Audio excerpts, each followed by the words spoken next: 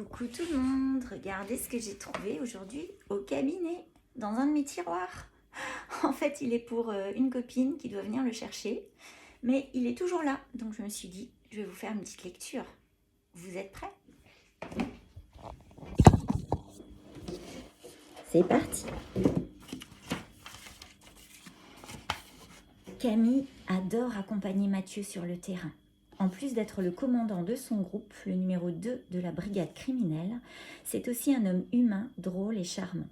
Ils font souvent équipe car elle possède une intuition et une détermination sans faille qui plaisent beaucoup au commandant Ronsard. Ils sont complémentaires et Camille a l'impression que c'est le seul qui la comprend vraiment. Rémi est déjà sur place avec le légiste. A priori, c'est un vrai massacre. C'est-à-dire, un homme a été tué chez lui. On lui a ouvert la poitrine. Ouvert la poitrine? Oui, mais ce n'est pas tout. Camille regarde Mathieu interrogative. Mathieu, lui, semble hésiter à poursuivre, mais devant l'insistance de la jeune femme, il se lance. On lui a pris son cœur.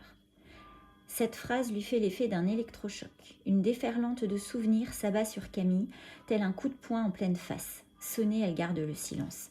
Mathieu sait à quoi elle pense. Il est au courant de ce qu'elle a vécu. Quelque chose de compliqué. Un événement dont on ne se relève jamais complètement. Et ce meurtre ne peut que le lui rappeler. Camille a du mal à y croire. En plus, aujourd'hui, en cette date anniversaire, serait-ce un signe? Il y a forcément un lien. Si tu ne veux pas y aller, Camille, tu plaisantes, on fonce. Il faut qu'elle sache, qu'elle voie, qu'elle comprenne. S'il y a une relation quelconque, elle doit la trouver, pour elle, pour lui, pour tout le monde. L'envolée du papillon. Écrivez-moi un message privé. Alors, je vous souhaite une bonne fin de matinée, peut-être à plus tard pour la lecture du poème, ou pas.